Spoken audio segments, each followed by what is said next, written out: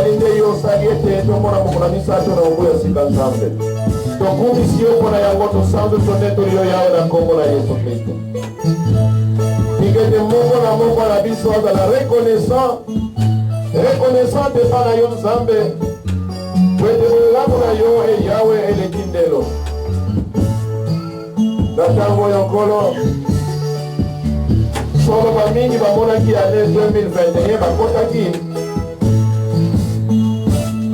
me mosusu mpe atango bakoti lelo bata lisusu te bazali na bandako ya malili kombo na bango mpe bongwani bakomile libembe kolo tozali kobondela mpona baoyo nyonso bazoki kati na bango ete baetre cher batiki bango pisoli ezali kotanga bazali kolela kolo na bondeli yo kobanda awa na Kinshasa awa na RDC na Afrique mokili mobimba oyo nyonso bazali na mawa kwete baninga batiki bango balinga batiki bango ete libondisi uta na lola ikita ekomela bango nzambe na kombo na Yesu Kristo sikolo mpona nini nkolo opermetre ete mosu bazala viki no jango boye posa na yo ete moto na moto ayeba mpona nini oza kotikaka ye kino ntango na mokilako bakovivre kaka na mokano moko ete moto wana eba koglorifie yo nzambe na vi na ye puiske souffle de vie pema na bomoi yango nde likambo eliki na motuya oyo ekokosomama na mbongo te epri na yango na mokili ezali te yango wana nkolo olingeli biso kozala ntango nyonso oyeba oyo ozali kosala mpo na biso tolali tolamoki olamusi biso yo nde opesi ndingisa oyo nkolo moto moko na mokili oyo aza na makasi aza na mabongi aza na nguya te bozwi oyo ekokosala ete ye moka mibatela eza nde likambo ya ngolu na yo nzambe merci nkolo mpo na ngolu oyo toye atako bongo toye nzambe ololenge na bamoto na biso na kobungabunga bomweya nabondeli yo kulenge mawa na yo zazu na etonga oyo bandawa mpe bisika nyonso barepondu basangai na RDC limane ya mboka mpe bakristo banzo nzambe tikete mobeto na yo ngolu mpe mawa na yo efuluka lisusu na kombo na Yesu Kristo ofungoli biso elongi na yo nzambe mpe olimbisi kati makia na motuya osukoli ofetoli mbindo ya ndenge nyonso malikila na motuya na Kristo Yesu mo alikila na yo eyawo esili yo koyamba biso tozali kotikela yo commande direction encadrement ya losambo mobimba ete konzami na yo yawe kati na nguya ya molimo na yo na lisungi ya molimo na yo na kombo na Yesu Kristo maso oyo ebandi kosalema na bitape nyonso ya koyanga na yo nzambe totikeli yo delengela nyonso yango totili yo eliki ya nkolo yosala mosala bisika nyonso bano basangani esakisa biso bomoko na molimo esika nyonso bampati no basangani kati ya molimo mpe na solo na kombo na Yesu sango malamu na yo kosakolama yo nde okopesa message ekoki na bana na yo mpoka ye nde mpo na yo baye koyoka yo milambo na yo koto koleka elambo ya yambo bilei ipetemeli ya solo na mobu 2021 nyonso oyo ozali kotambusa yango mpona na bondeli yo na kombo na Yesu baprograme nyonso ekelese na yo eza liboso na yo oyo osalisaki biso kotia kati ya mokanda mpo ya 2021 eza liboso na yo yo kosala koleka na oyo mosusu oyo tokomi te po ete yo nzambe oza mabongisi na yo salela biso basurprise heureuse nzambe na neo ya 2021 po ete nali mbula oyo ya ngolo monene na yo nzambe mpo na biso omoni ndenge 2020 eleki na makambo yango nyonso nde na ndenge na mitungisi ya ndenge nyonso na vie sociale na monde entier, Nzambe, etali kambo ya pandémie oyo COVID-19. Nous avons pensé qu'on maudit COVID-19. Mais l'épidémie, nous souffrons de Nzambe. Dans le monde entier, ils allaient créer quand nous avons nous souffrons pour la continuer ça. Yahweh, qui a été omniscient, on confondre ma yele, le bataille, et on ma yele pour la continuer ça. Kolo, qui a été mon côté, pour la yele, ya solo. Pour briser ma yele, ma béwana, on prie en vrai, ils ont défété. Yako c'est la composition chimique, mon souffle pour la position de la jeune peuple dans les salles. La bonne de Dieu, on a comme la yes. Bien, vous êtes en bon guisama. On a un gouvernement mondial pour poser. Mais bateau, pour poser la bonne à mon fils de Nayoté. Voilà. Yo, boy, ma camo, yo, la bateau de la esclave. Oui, yes, ou bien, oye. Oye, mi saquette, oye, pour la possible, pour la batangami. Projet yo machiavélique ya molili ya moyini Satan oza kobongisa na bato ya nguya ya mozwi ebele na mokili boye mpona kola kokonza mokili mobimba na kolengo esengeli te ane ya mabe. Yahweh, le dernier mot appartient au éternel Dieu Tout-Puissant, Dieu le Dieu créateur. Tout ce qui reste là est créature. Yo mokeli Nzambe tasi kozali mokeli ete oyo nyonso mikela bango osala eza na mokano na yo te mpe bakatango nyonso na nkombo na Yesu Kristo. Nkolo na ngai natondi yo po ete oyokeli ngai elongo na etonga oyo po basi kokoma bazali ya bapambwani oyo baza na nzela koya aza kobatela bango kokama bango na kimia bakoti awa balilisai bapambwani lokola mpe biso natikeli etonga nyonso na reforme likongo na boko na yo Nzambe.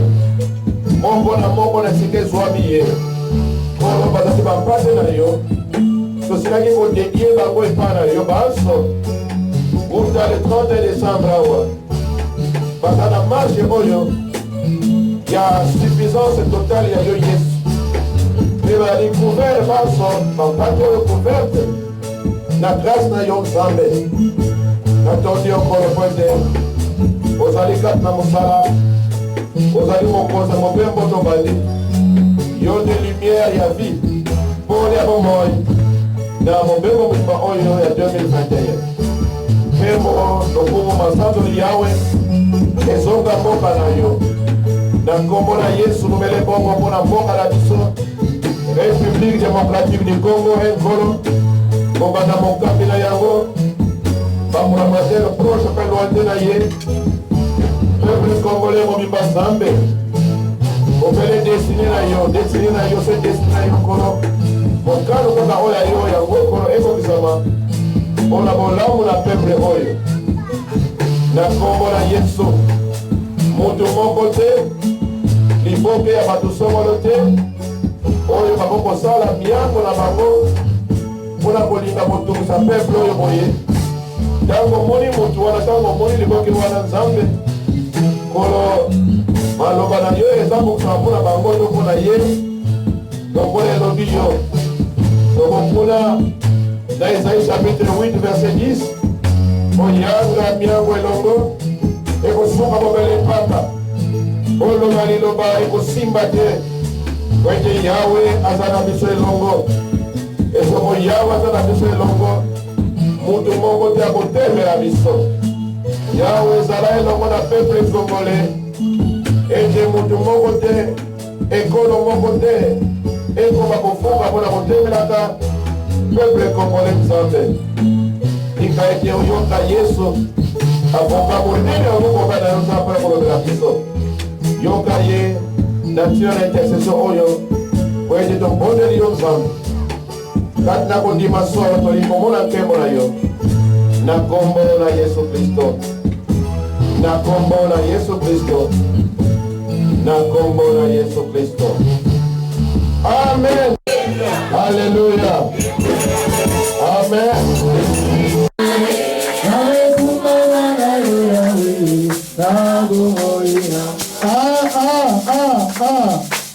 Yesu ndemanye, Yesu kolo, komsa maboko, na kombo na tata. Mwana, olimo sako. Go!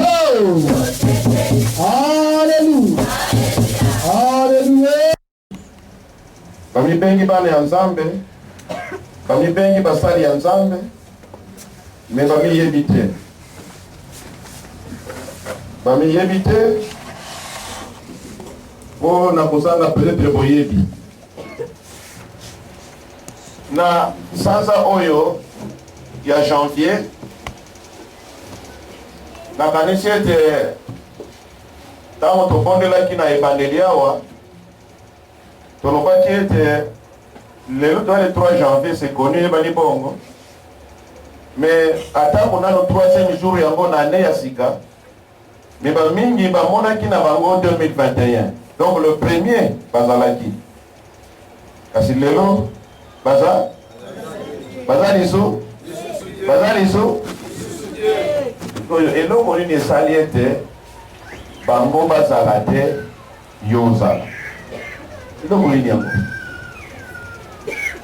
nini yango esali ke yozala bango bazala te. Eloko nini yango nini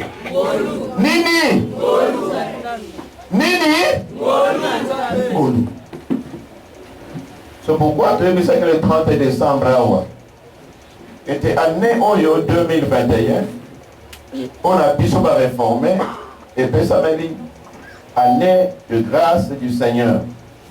Boula yangolu nankolo. Amen. Amen. C'est que tu voyais pour la makamwa mingi na likambo etali ngolu. On a l'élo maman likambo ya 100 janvier et le bien avis soboyi. La grâce du Seigneur est précieuse. Ngolo nankolo ezana motuya mingi. Ngolo nankolo ezana motuya mingi. Pona nini na lobete bato mingi akati bofando wana ba mingi bomi yebite. Bomi yebite. Posoko moto akomi yeba soko mondimi mo Kristo akomi yeba penza. Akozala na lolendo kati na ye ya bomwana ya Nzambe. Po ayebi ke en tant que mondimo Kristo aleki biloko nyonso na valeur.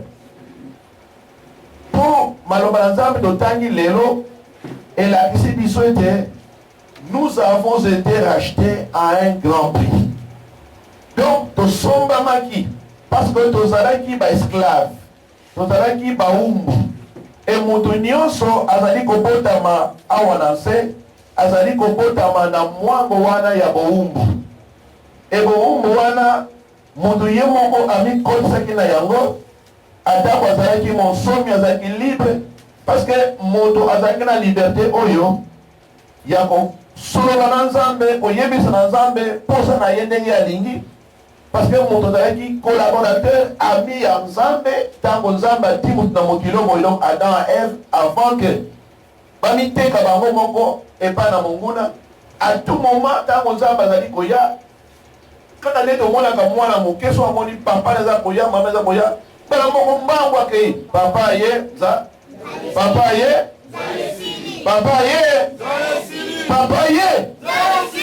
et c'est moi ya mwana vis-à-vis na papa to na maman, et c'était comme ça na Eden.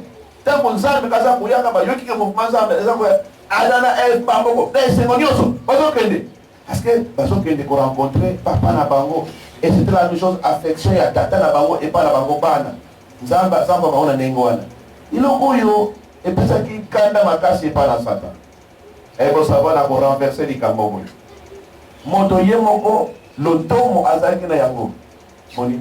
Parce que azali mwana kati na ndako.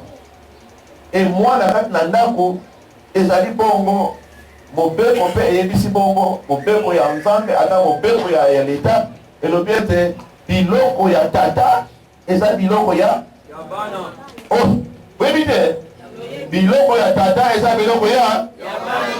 Bazali ba yan droit privilégié. Oui. Mais maintenant parce que bazali bana ya ndako. Mais ce qu'on montre moi dans ndako azali serviteur na ndako wana. Ana droit ile kwa côté droit et pas na ye peut-être les foot pas kopesa ye parce que azali mosanda kata ndako wana. To peut-être azala besoin ni kamba bosenga pe moni mais azala priorité te na biloko yo mokolonda bazana ngo par rapport na bana ya mokolonda. serviteur. Maintenant, tokiti na sera likambo ya esclave. Mombo. Webi ke mombo azali na droit ya ye moko te, azali likambo kobisalela te. Mombo azali na droit moko te, azaka na devoir, azaka na obligation. Donc mombo azaka na makambo kosala, asala kaka o baza kotinda ye. Eza le tomo te makambo akozela te basalela mpona bolamu na ye. C'est pourquoi na kaka ezali ke mokonzi moko alingi okufa, akufa ye moko te. Il faut akufa pe na mombo moko boye. Ata mombo wana yebi na ye te. Mais mokolo enterrement eyebani ke avant ke batia cercueil ya mokonzi na libulu kuna na nse kuna ya libulu bakopona mombo moko boye. Emingi ezalaki mombo oyo azolingama mingi epai na nkolo na ye. Ezalaki bongo. Donc omoni likambo ya eta lolenge oyo kozala esclave mombo. Mais Satan akotisaki moto na eta wana kolongola moto na lolenge ya mwana ya Nzambe mpo moto aza susu na ndingisa te ya kosala likambo papa ye nzali sili aza na esengo na kosepela mpo na Nzambe na ye. Satan na likunya ya ye mena alongoli moto na lotomo wana akosi moto mpo alongola moto na bolamu bomengo oyo Nzambe abongiselaki ye. Lokola moto abungi, Adam abungi, Eva abungi, mena batiami na nse ya bokonzi ya moyini Satan bakomi mena baumbo ya nani ya sa? Umbo na Satan. Omoni maintenant mwanga wana eza kokoma. Alors lokola likambo wana bakomi baumbo mena relation ya bango na Nzambe mpe ekatani. Ata esengo ezalaki ke bango na Nzambe esengo ezalaki na bango wana liboso eza sur te. C'est comme ça que ntango Satan maintenant a renversé plan ya Nzambe abomboli mokano ya Nzambe oyo abokisi ebale mpona bolamu ya moto plan ya bonheur ya esengo ya kimia mena moto abungi. C'est pourquoi ntango kutu Nzambe aza koya mpo aya koluka moto lisusu ambiance oyo ezalaka liboso eza susu te. esi ebebi makambo ebulumeli moto abatami mpona komona Nzambe azali koya eputa moto azalaki soko Nzambe azali koya mbangu azokende mpona koyamba Nzambe na esengo nyonso metasi mpo likambo ye Nzambe aza koya moto aba kino Nzambe ali kotuna me où es-tu me ozali wapi ezalaka boye te me siko moyambi yango ekei wapi me sengo yango ekei wapi ambiance aramutolaka nango mena ekei wapi yo moto ozali wapi parce que lere wana mena motu amilongoli ye moko na otomo oyo azalaki na Nzambe amikotisi ye moko motu amitekaki ye moko epai na Satan par le fait ya koyoka mongongo ya Satan ya kotiola mongo na Nzambe moto akotaki na boumbu ya Satan donc akomaki esclave. Maintenant vie na ye moto ekomi kokonzama ekomi na contrôle ya Satan. Mais omoni likambo oyo c'est pourquoi nobeke ntango moto nyonso akobondama awa aza kobondama na mwango oyo ya kozala esclave à partir ya oyo Adam Eve bamitekaki bango moko. Maintenant likambo nini ye Yesu aye parce que Yesu aye po maintenant aya kolongola moto na boumbu oyo ye moko moto amitiaki.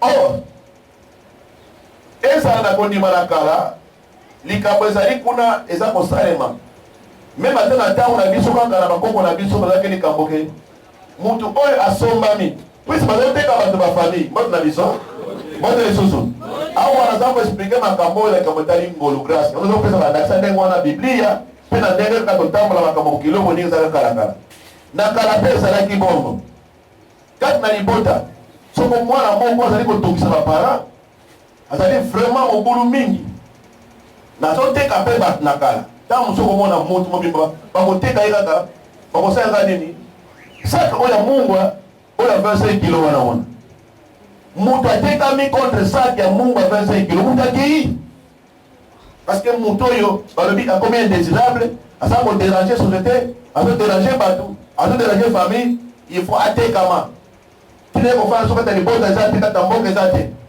bakoteka bato bazokoleka kaka ndenge oyoka babeleka biso zokosomba eloko ekufa zokosomba soko resho ekufa zokosomba boye kaka ndenge bato zokoleka na balabala zokoloka kosomba nini mu kosomba mu ezala bongo parce que ezalaki autorisé na ntango wana ezalaki ndenge yango donc ezalaki ndenge ya culture coutume na ntango wana nde omwana ozokoleka na balabala wana zokoleka basaka tozakosomba resho ekufa on doit le ressemble à son rôle, va tâter le gouffre. Bon, oui, parce que belle, le maman, le ressemble, dans les mots. Mais là, ce qu'on va coûter dans le monde, comme dans le monde, bazali, moutou, comment on part, bazali, mingi bazali, on t'a chaîne. Mimi bilingue, c'est pas ça qu'on dérange trop la famille, donc on dérange dans le monde, allez. Oh, t'es le bon. Oh, sac, t'as la sac, il y a mou, il y a 25 kilos, parce que t'es comme tout. Sac, regardez ma campus, ma campus. Sac, il y a mou, 25 kilos, mou, t'es comme. Et tant que t'es comme, pour la lipote, maintenant c'est fini. Vous avez tout le monde, oubliez le coup. Oui, bien. Mon toit est cami.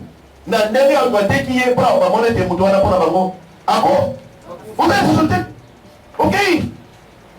Est-ce que vous avez mon toit est oyo. A couper na yembe pour soigner sous pour sommer.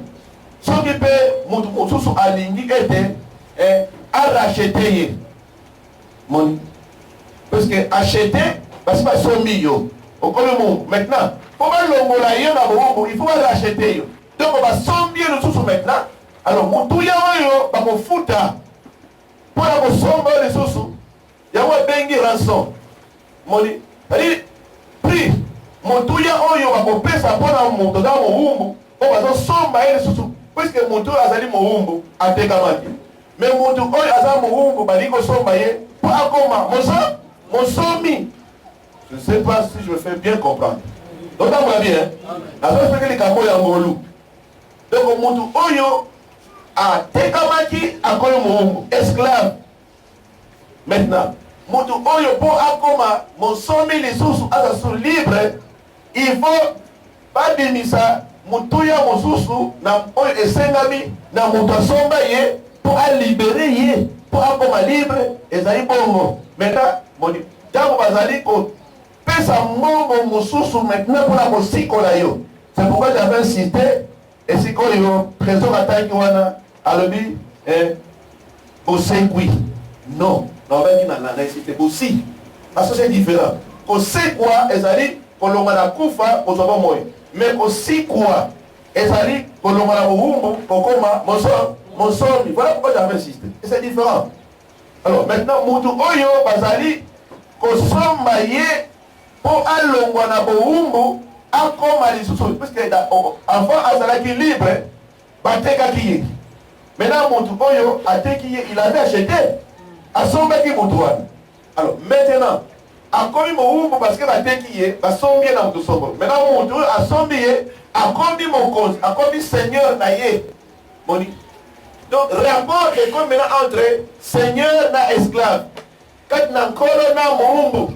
Alors maintenant, Mombo azali na likambo ya komisa ya te. Mombo akolanda makambo nyonso bakoloba na ye et pas na seigneur na ye pas na nkolo na ye. Et c'est comme ça que bakokundama nzela moko na oyo nkolo na ye na se na libulu kuna cercueil ya nkolo na ye kolanda ye bakokunda ye vivant. Mais nkolo na ye asi akufa pour les problèmes te. Pour ça comment likambo boy. Mutu abeli maladie. Pena kolukate mutu oyo azali na infirmité toni kamoko boye tout ça to malade ça na yo tout ça bakoluka mutu alingi sengenge azali bongale bakotia na se kuna mena yonde okoyamba cercueil oza ko vivre bona biso bona lisusu oza ko mori oza ko yamba cercueil de mesa ko ya likona yo oza ko yamba yango parce que ozali mombo bati wana na bele bali kokoti makamoni omona état l'olenge ya esclave. Maintenant, essayez de faire des temps combien ils sont comme toi suite. Non? Non? Et à coup de ma peine à mon sous oyo, avant ma moyen, oyo avant se porter garant, c'est vrai, azali mon amenga na lingi na ngai ete na futa motuya et pas na yo. Atako to koleka motuya oyo yo, on peut se dire au somba bien. Pour vivre encore libre. Ngala ukomisa na ngai esclave te mais ngai na lingi na pesa ka mbongo po akoma libre akoma ya ngai. Donc mbongo ko ba kopesa ba mibale pona kosomba yo mbala ya mibale yango baza kobenga rançon. Donc lifuti o ba pesa ka pona kosomba mombo.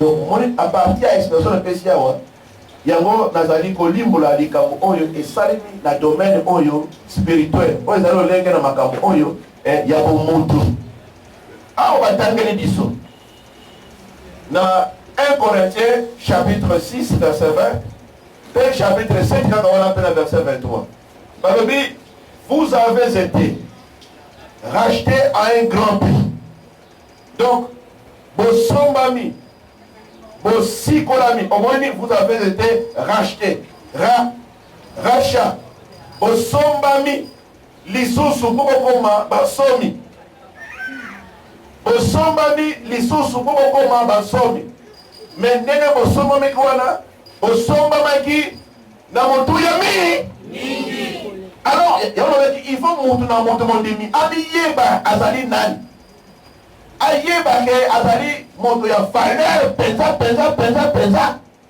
parce que asombami na motu ya mingi. Maintenant le prix du rachat rançon le prix du rachat c'est-à-dire motuya oyo mosolo oyo valeur oyo epesami po moto asikolama na maboko na moyini pour nous pona yo na ngai oyo afutaki motuya wana eza motuya ya mongo te mais motuya wana eza motuya ya makili. Amen. Amen.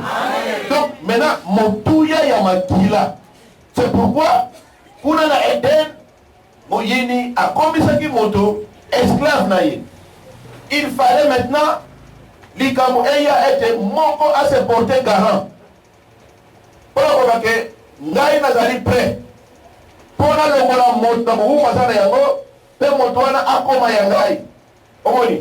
Donc il y a deux maîtres quand na monde boy soit ozali esclave ya Satan soit ozali esclave ya Nzambe to ya Yesu ezali kama moyeba.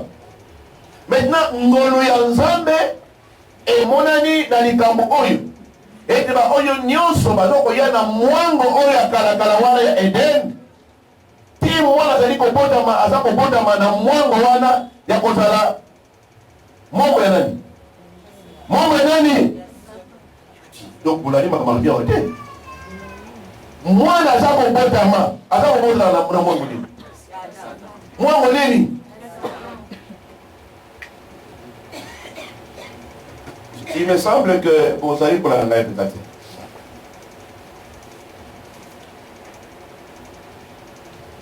Moi, dans la salle au dama, bébé à sa couille. Attends, au bout de la moingoni. Moi, on est battu, moi, moi, on est aidé les amours. Mais moi, on est shit. Maintenant, moi, on est à sa couille, parce que moi, on est à sa couille, attends, au bout de ma caméra mobile, on est là, yango. Atakuta mwango wana ya shiti donc na Eden. C'est pourquoi soko mwana aye azali na semence wana. Sali azali na momboto wana ya libebi yake na mobili. C'est pourquoi mwana azali koya c'est pas que na kobota ma ton fils azali automatiquement parce que mwana siko azali koya ce frère wana ayi libebi te azali na statut lokona ya ange mokopui.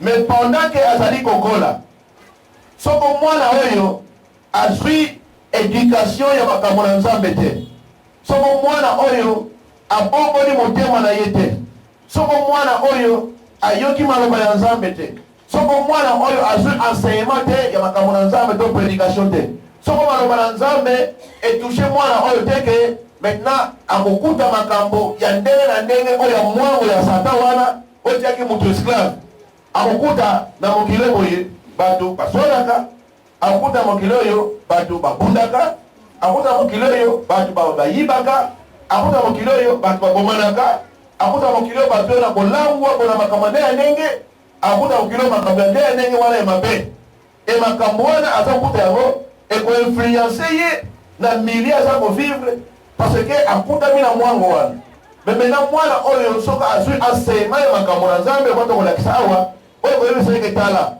na likambo boye soko moto atambe na nzela boye moto oyo en tout cas ayambi Yesu te andimi ye te pe abotaki moto masika te abongoli motema te moto ya ndenge boye akomona lola te akomona nkembo ya Nzambe te moto ya ndenge boye akokende na life mon enseignement oyo baba kopesa na mwana parce que mwana aza déjà exposé na mwango ya karawana ya kozala esclave ya Satan. C'est pourquoi tout le monde on peut être dans une même famille, vous allez autant y avoir. Mais dans son vous avez 5 par exemple. Quand vous faites vous faites les gens mais dans son monde, mi balé pamba, bandimi Yesu. Il balé pamba, bandimi Zambi. Il balé pamba, d'autres avaient les 5, mais mi ça tout d'autres avaient. Nyoka, venez là-bas. Mais ce qu'on les loboyi, ce qu'on y est soyez. Donc dans 5 personnes en dakwana, mi balé kaka ba komona Zambi. Mi balé ba kende na lola, mi ça tout parce que mibale wana batikalaki na mwango ya kala batikalaki ba esclave ya nani ya sa na kozanga kobongola mitema na bango. Par contre bao bayambi Yesu Masiya babongola mitema maintenant bandimi Nzambe bandimi Yesu maintenant bango bakoni na mwango ya makambo totangi ete maintenant Yesu Kristo na makila motuya oyo asopele kulusu makila wana basi bandimi na Yesu bandimeli makila wana omoni ezali maintenant kosikola bango para kobebisa mwango oyo akala wana oyo etiba okozala bawumbu ya Satan. C'est pourquoi balobi ete si quelqu'un est en Christ akomi nani nouvelle créature. Maintenant alors Jean-Pierre alobi bon ça c'est Paul dans 1 Corinthiens 2 Corinthiens chapitre 5 17. Mais maintenant l'évangéliste Jean aza kobeta setele likambo boyi oyo aza koloba wa Jean chapitre 3 verset 16. Nzambe na bolingo na ye monene alingi mokili ntango alingi mokili maintenant atalisi biso ngolo na ye na nzela na Kristo Yesu mpona kopesa biso Yesu Kristo. Balobi moto na moto oyo akondimela ngolo ya Nzambe kati na biso ye Yesu moto wana ayambi ngolo ya Nzambe na kondimela Yesu. Donc à partir ya Yesu oyo andimeli oyo Yesu andimaki na ye kofuta motuya mpona kosomba baoyo nyonso baza na mwango ya Satan. Motuya Yesu afutaki eza na makila na ye eza liwa na ye. Donc motu na motu oyo andimeli Yesu motu wana akobebisama te. Amen. Akozala moya se wana mena esikoyo opération za kosalema wana po na korachete motu mpona kosomba motu. Bato mingi lokola na Romains chapitre 6 awa so wale kotanga partir à verset 1 parce que bato mingi atana mokili oyo boye baza komikomisa ata na ntango na biso boye tozala biso na ntango ya grâce mingi baloba ndenge wana mingi tozala biso ntango ya grâce tozala ntango na ngolo mingi bazali kobatama na likambo oyo tozala ntango na ngolo mais en fait soki otali likambo na ngolo nga na tala yango ezali gratuité mpona kotala yango na profondeur. Ngolu ya Nzambe epai na biso c'est toute une vie epesamaki c'est que beaucoup de gens ignorent ngolu ya Nzambe. C'est pourquoi Bible dit oyamba ngolu ya Nzambe na pamba te parce que la grâce de Dieu ngolu ya Nzambe mpona biso ezali vie mobimba ezali sacrifié. Amen. Data ezali vie imano divine. En fait nakondima na kala il me semble que l'auditoire vraiment nakondima na kala mata biso nakondima na kala parce que na hébreu balobi il n'y a pas de salut sans effusion du sang. Donc soko makila esopani te lobi koye lisi koye et toute alliance ya soro ezaka sele na makila. C'est pourquoi nakondima na kala mpo mutu masumu na ye malimbisama esengeli nyama bomama. D'ailleurs tozalaki na ntango mosusu boye baza kosala boye puisque eza likambo babengi substitution yango Yesu asalaki. Donc masumu oyo nyonso ya ngai na yo Yesu alataki yango na nzoto na ye mpenza amemi yango mpenza. Maintenant omoni lokola alataki mbindo bosoto nyonso wana ya mokili mobimba kino mpe Nzambe oyo ezali mosemboli mosantu alongoli elongi na ye kotala susu Yesu te puisque Nzambe asupportaka jamais mbindo mosoto jamais. Amoni mwana ye akomi nkele abi non nakote su Nzambe alongoli elongi na ye mpona kotala Yesu et Yesu akonfirme ça. Nzambe na ngai nini otiki ngai. Et Jésus a été rejeté dans la nyonso. Na nzambe oyo atosaki. Parce que Yesu yaki na sewa. Pour kotosa nzambe oyo yaki na sewa. Pour la souci oyo ke bato tosali. Moïse akomi so esclave na ye. Toke na mena pour récupérer bato oyo tosali. Pas zonge par la biso. On est dans la esclave ya Satan. Devant la esclave ya biso plus tosali bango. On est que Satan a la seigneur ya bango. Mais Yesu a comme seigneur ya bango. Malika bobo. Et Yesu akangi. Nzambe na ngai. Po nini otiki ngai. Effectivement nzambe atikaki Yesu. Parce que nde wana Yesu akamati mbindo. Akamati bosoto nyonso ya ngai na yo. Amiti yango. Et azali komema maintenant poids ya mokili mobimba. Azali ko payer prix. Azali ko futa maintenant motuya ya tano oyo. Et sikoyo asala biso transfert. Tolo wana kaya adverse ya moyini. Tolo wana esclave ya Satan. Azako somba biso. Azako kaya maintenant lié wana. Ya wana là-bas azako pekisa peke mdoka ke mazalo ke pasukaki. Transfert salami. Tolo wana kaya Satan. Pour wana kaya Nzambe à travers Yesu. Et makila na Yesu akobima. Kopanda na mututa ngaba nana avant comment les kurusu malgré ce malheur m'a déjà. Parce qu'avant comment les kurusu et côté nzumba tchaki. Donc malgré Yesu et va de bima avant malheureusement pour ceux qui dorment vraiment. Oh là là. Oh. Vous avez été où la nuit pendant que Dieu parle. Ça vous regarde. Le Seigneur parle. Alors, écoute Yanzumbe, dis-moi le petit dame. Écoute Yanzumbe et ça l'icône mutu. Comment dit? Et puis akombi libaya ya kilo bazo msaka ndengo wana et ba beta ka ba fimbo ba kwata ka ba soi tout ça les kulusu kuna tala nous trop fatigué malgré ça maintenant et koki pas côté tamata maintenant ba c'est terminé les miens wana allez tanda ekuna na maboko na makolo peso ki bongo te kama tu suli konga na mobazi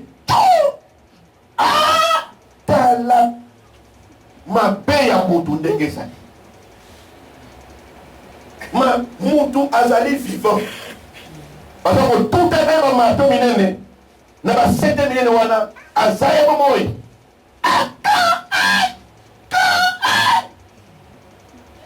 otala makambo na ndenge boye et tout cela kolo aza kofuta motu yo wana mena yo loba grâce eza nango za ntango na grâce yo kasi nga namonaka grâce ofele te namona grâce ya Nzambe ezali nde kuta yango nde eleki na motuya na nyonso parce que ngolu ya Nzambe epai na biso c'est la vie de qui? De Jésus. Et maintenant nalobaki ke na ancien testament sina mababana ke maintenant la lèvre wana transfert ya masumu na biso maintenant ezokende epai na Yesu Kristo ndenge balosala na ancien testament omwana kondimanaka nde bakosala motu asali mabe puisque les on a Yesu nan abotamite nan le okofela obimbate maintenant baza kosalela ne banyama pe bolimbisi ya masumu ekozala te soko makila etangi te.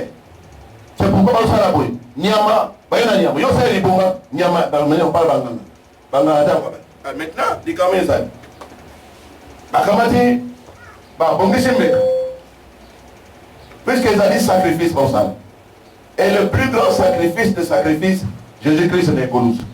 Na tango ezali ba préfiguration c'est-à-dire otalisa lolenge na sacrifice ya Yesu akoya oyo eleki bambeka nyonso puisque yebake na kotima na kala eza différent nganga azali mbeka pe ezali mais maintenant dans le Nouveau Testament nyonso tia misika moko nganga na mbeka akomi mutu moko donc dans le Nouveau Testament Jésus est en même temps sacrifice et aussi sacrificateur. Amen. Amen. Mais pour dimanche que ça okabona nganga Nzambe azali wana maintenant bayena nyama babongisi mbeka et tout mbeka babongisi bien bati wana nyama bakangi bati likona mbeka wana maintenant nyama wana nde ya wana akukamata esika ya sacrifice ya mutu mais il fallait mutu akufa maintenant mutu nyama nde azokufela nde mutu alors ya wana maintenant il faut mutu ayambola alobaka na monoko na ye libebi asali me maboko ya mutu eza likolo ya mutu ya nyama Comme ça, liboso na nganga, maintenant mutu azali boyebisa makambo ne mabe asali yo baki maintenant mabe oyo ngala salaki ya mwana na za transférer et pas na nyama. Puisque nyama ye maintenant azali kokamata place ya mutu. Azo maintenant libebi ya mutu. Parce que nyama akoboma. Au moins dit que c'est que na kodimasi kaona. Rite sacrificiel za kibongo. Donc yo oti maboko na yo mutu za libebi okufa mabe na yo. Maboko na yo otie likolo na nyama wana. Maintenant, vous allez tout faire. Vous allez tout. La présence est en gamme. Tant que c'est ici maintenant, maintenant, vous allez transfert. Il y a les bébés, au tir, au préparation. Maintenant, vous allez ici. Et là, vous allez maintenant au comité dégagé. Parce que oh, il y a des qui ma bébé, au tir par ailleurs. Maintenant, Nanga, Zambe, à Obama, maintenant, à ça, au bomba, maintenant, au Katango, Makila, Tango, Bimi. Makila nous avons ça maintenant pour natina être maintenant yo ozwa lisiko. Amen. C'est comme ça ça se faisait. Écoutez, je ne peux pas toujours reprendre sur les aliawa que vous pensez à mouchoir. Ce que n'est pas mouchoir. C'est pas bon. Et grâce à la table union. L'église doit être quand même éveillée.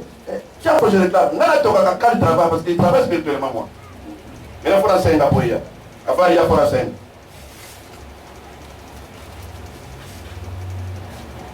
Donc maintenant, tout ce qui est dans le monde, ça n'a qu'à dire maintenant. Maintenant, la condamnation na sika, nganga na banganga, pembeka na bambeka. Comment est nani? Yes. Ah, na tatu mayo. Nganga na banganga yenani? Yes. Mbeka na bambeka yenani? Yes. Au moins maintenant, biko mobima ekalami ya Yesu. C'est pourquoi, par le dit, si nous confessons nos péchés, lui, il est fidèle et juste. Transfert ya moto sala kandengwana. Pour recevoir la grâce de Dieu, il faut reconnaître que awa na mokili ngolo ya Nzambe e monani kaka na nzela ya mutu moko oyo amikabaki. Ye victime expiatoire. Ye wana Yesu Kristo kona biso. Tango beli komo na ye, maintenant on va faire la transfert au pays dans cet testament et de maintenant yo va ko tumi comme beli na yo. Tango peke mo para Yesu. Amen. Alléluia. Alléluia. Amen. Au moni musala monene oyo Yesu musala. Donc il a payé de son prix na omo inaye pour asomba ngai asomba yo. C'est pourquoi vous avez été racheté à un grand prix. To somba mina motuya monene. To sakane la bon moi autosuité. Ko sakane la des qualités aux anga mwana Nzambe. Zara na lolendo en tant que mwana ya Nzambe. Zara na lolendo na nzoto na yo. Zara na lolendo na vie na yo. Longola légèreté na vie na yo. Longola légèreté na nzoto na yo. Longola légèreté na etambo na yo. Longola légèreté parce que osombami na mutuya mingi koleka. Valeur na yo en tant que Mokristo ezali prix ya Yesu oyo afuti na moi na ye na makila na ye. Et valeur oyo omoni ezali incomparable na mokili mobimba. Voilà, je veux voulu expliquer les makambo parce que tu as tambla na ane oyo ya ngolu. Tango zwi ngolu ya Nzambe ozwi koleka. C'est pourquoi ngolu ya Nzambe na français balobi ezali faveur imméritée. Donc eloko moko tu yo oza ndenge bade basayelo yango. Mais basayelo yango parce que ezana mutu yo moko te oyo ko sombela ko ata oza na ba ozwi nini rien. Oui bien. Mutu oyo azali le plus grand milliardaire dans le monde entier. Soki andimi Yesu te abongole motema te andimi Yesu te malgré ba banque ba billet faire wana itonda bela ezala nguya soko mokete pour la racheter ezalité.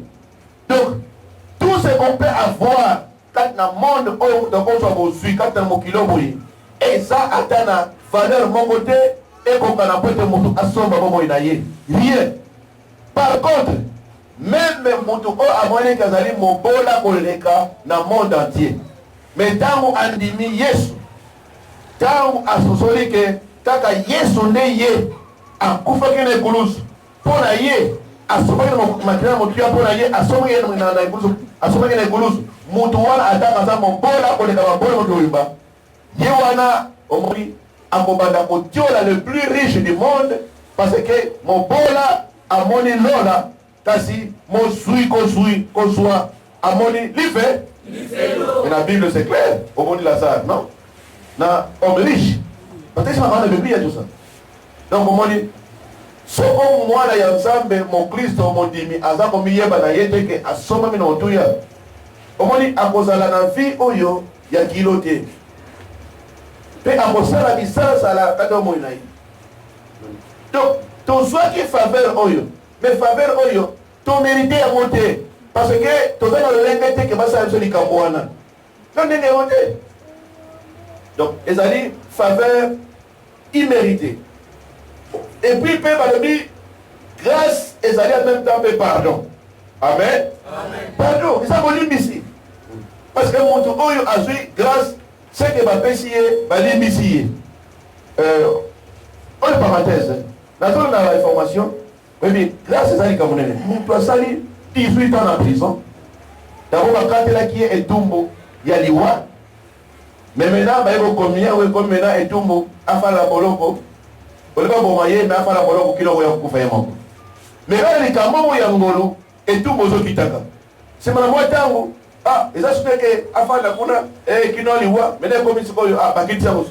Mais tango kiti mi bo ekiti ça que et comme les oui. Mais là, ba yo so moi mo mususu. Ya bon pesa grâce.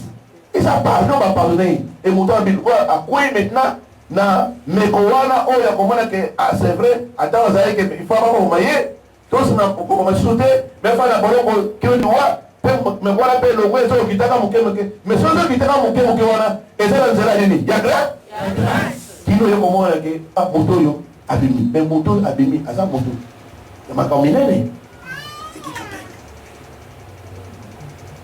ya longo le micro mais quand même bibi bonanga elobi eloko boyo ki o moni moto yo mais ça kili kamuke pour la zone moto yo qui ne peut plus à commencer na boloko mais na lobe la bino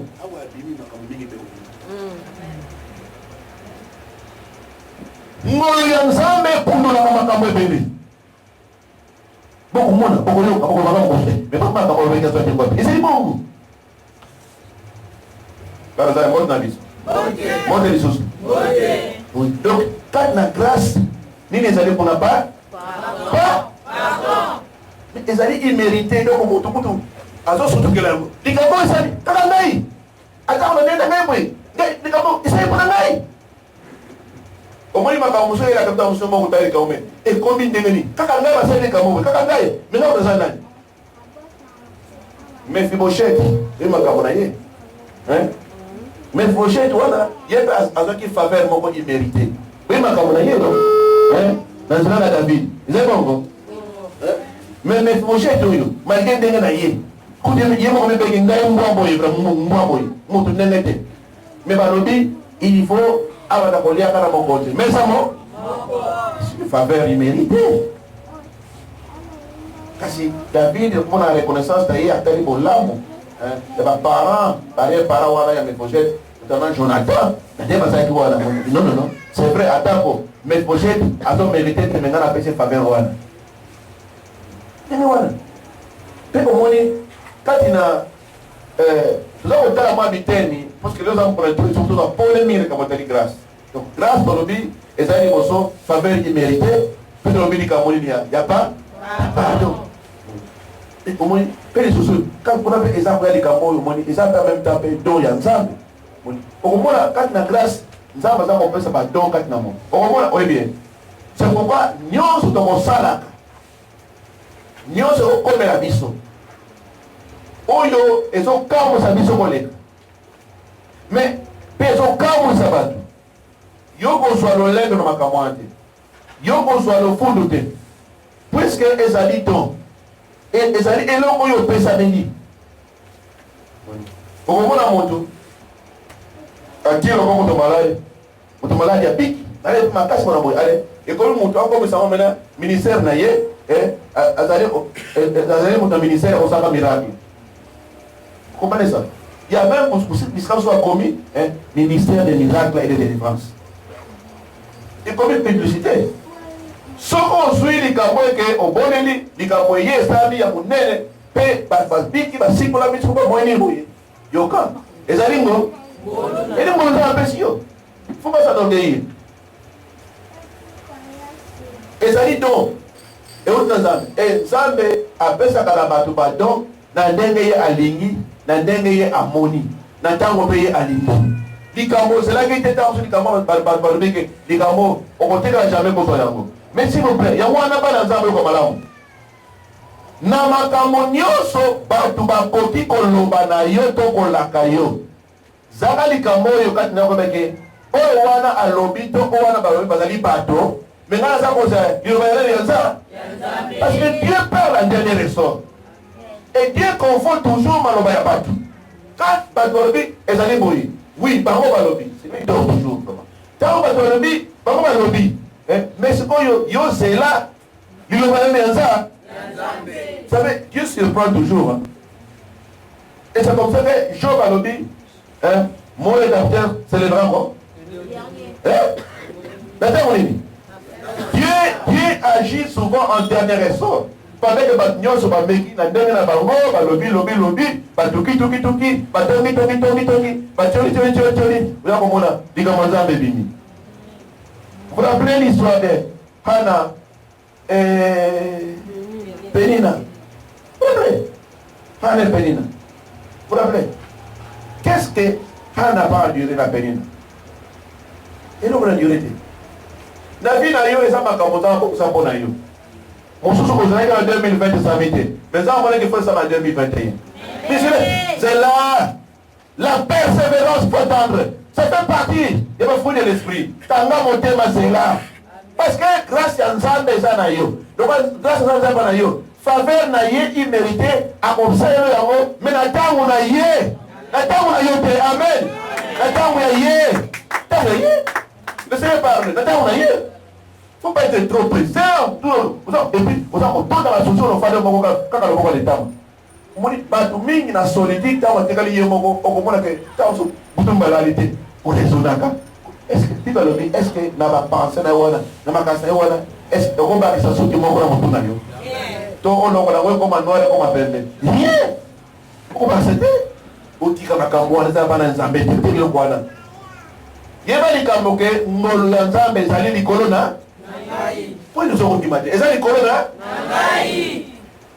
ici c'est Dieu qui te parle pour la grâce. Mais il faut qu'on ait je cite, parce que le juste doit vivre par la foi. Il faut pas dire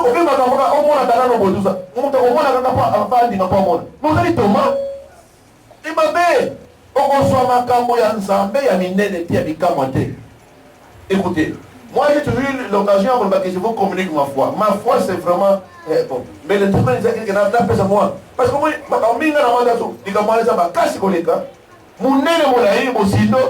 écoutez, écoutez Seigneur, mais en réalité, moi je m'attends à toi. Soko bango bato pesa ntambo sabako bazota la ye soko ye wana za mokambi totala akomeneni et puis soko bango bazota la ngai pe kasi na bazota la yo. En fait c'est ça.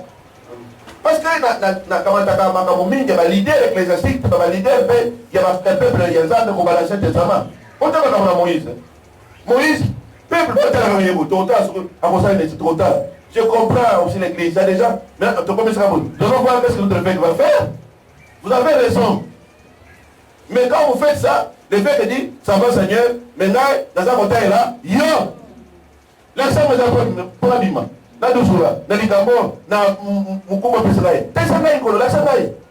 Et c'est comme ça que nous marchons. Et yo, au Sengeli, au Tika Namara, mais c'est comme ça. Pour yeba ete, makambo oyo oza komemaka yo koko wana, elekeli yo. Et vous avez brisé yo, vous avez pesa kilo, vous avez fait la estomac pamba, et zali à yote. Venez à moi, vous tous qui êtes fatigués, chargés. Yes, venez. Venez. Et moi, je vous donnerai du repos, boya. Donc, au moins, foi et moi, on a toujours côté compliqué. Et les bons lobby, les amis n'y fa, faveur immérité. Et mon chose à l'année, pas, pardon. Et mon lobby, allez, donc, il y a même temps que les années quand avec une justification. Parce que ton long sama, omoni soki rapport na makambo ya bongo ya mokolo sans Jésus elongo ezali te parce que etumba ezali makasi. Quand on dit qu'on a justifié quelqu'un, donc on montre yo azaki fundami baza kozalaki aza condamné maintenant makambo ne mabeba mais maintenant justification eza koya hein ça va acquitter yo va libérer yo moni va longisi yo. Et Bible a lobby apôtre Paul à Romain, il n'a pas de condamnation pour ceux qui sont en Jésus. C'est-à-dire bah oyo bazali kati na Kristo Yesu parce que bazali kobika na ngolo ya Yesu pour bango kokitisama to ekweli ezali soki moke omoni musala monene oyo ngolo eza kosala ilongo yo ekopesa mayote omerite yango te bapéché yo ozwi pardon likambo songo okeleki makasi un exemple frappant ici na makambo na biso et na moto abimi mpona kokanga makambo ya nsima ntango et je parle makambo ya don et Dieu za bakopeso grâce moko na likambo ya péché likambo bona odusa pe yo kokomisa yango te koma likambo yo bane kominetela komikomisa yango parce que ezali don don ezali eloko oyo ça fait le verbe étonner ezali eloko bapesi yo et Bible elobi esika mosusu Bible elobi mpona nini ozali komikomisa eloko nini yo ozwi oyo ozali kopesa mena soki opesa mele yango mpona nini ozali komiku. Vous savez que mon pêche n'a pas donné ça. Soit à Monica pesi mutu. Moi et l'homme sont comme mutu. On doit budget na yango. Ça va retirer la yango. Même dans le domaine ya mbongo comme là ou bien. C'est tout bien bilingue. Il y a des gens qui n'ont pas de maîtrise. Nous avons même pas mutu. Sur le bien l'église.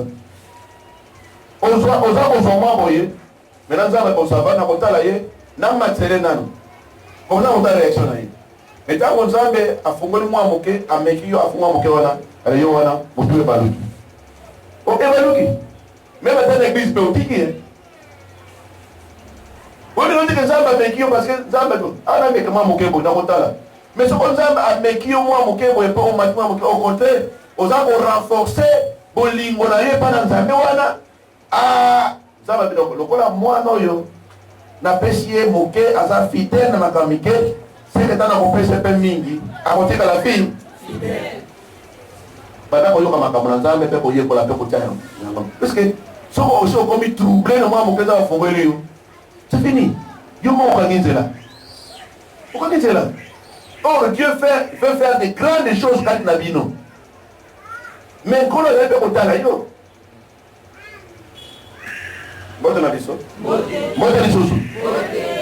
il y a des gens, ceux qui assoient comme moi et l'autre, on a niveau qui au moins à faire d'autres gens qui sont en train de faire suite. Mon lait de la ressemble là. Dans la suite, mon lait de la prière. Moussala, Zalouka Moussala, et Zaboyate. Prière, mon lait. Azoka les Cambona, mon promotion, les Cambona, et Zaboyate. Mon lait, mais tant que les Cambona, on me fait. Mais non, ah, papa. Mais il faut que Moussala moyen. Yo comme Cambona. Quand c'est Moussala, Yawana, a tout ça qui va toquer. Pas bon de là. Pas gêné, pas là quand m'appeler, après ce qui requête, pas tout mon sous pas ma vie gumba na yo. Tant yo pèse ma cabo, au cas peut être au pèse qui m'a cabo même mon coton, pas sokolo, pas zali, na m'appeler ko lala, ko bon l'ensemble pour na yo ni comme na yo. Tant yo suis allé, yo wana, merci, ba pesa na nana. Pour ça on va pas prendre ensemble na vie. Mais tant on sali oui, mais on va rapporter. Au sala moyen. Et ce qu'on m'a salawala et kangami, allez, avant de consommer l'église. Au cas où vraiment pour nous makambo, tambla qui vient. On ne se manque pas de Dieu. Vous avez besoin et belé vos salaires pour vous. Mais vous êtes sous la grâce. Mais nous avons fait allier comme on a vu de bon honorer grâce. Amen. Il faut savoir honorer la grâce de Dieu. Alors, en dernière leçon, Nanasuka, nous avons parlé, nous avons dit que grâce est allée faveur imméritée. Et puis, il grâce et zali pardon. Il y a mis ça grâce zali don. Il y a mis ça grâce et justification. Maintenant, sous grâce et la rédemption. Et on trouve qu'il n'a pas parlé de one. Rédemption et zali comme on a un rachat. Et on trouve qu'il y a un oyo esclave money basomba yena mutu. Il a été acheté. Maintenant, pour encore mon somme, il faut pas racheter. Donc, l'action qu'on a acheté, il y a la rédemption. yango Yesu asalaki ete Yesu ayaki ko racheter biso rédemption, c'est-à-dire ko somba biso lisusu na makila na ye ete tolongwa na bowumbu na Satan. Olo apambola bino pe apambola